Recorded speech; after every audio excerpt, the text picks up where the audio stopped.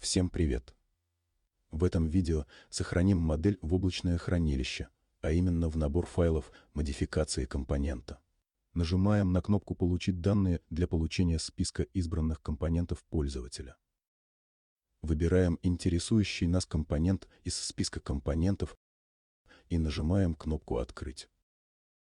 Нажав на кнопку «Получить данные», получаем список модификаций открытого компонента.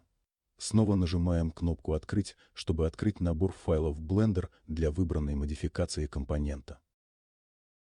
Теперь сохраним файл в набор файлов модификации этого компонента. Папка набора файлов Blender расположена в папке модификации компонента.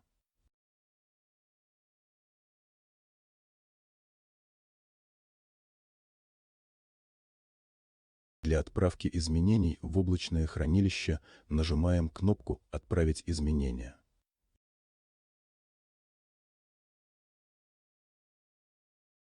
Переходим на сайт платформы и обновляем страницу компонента. Видим, что появился набор файлов для Blender и новый файл. Благодарю за внимание.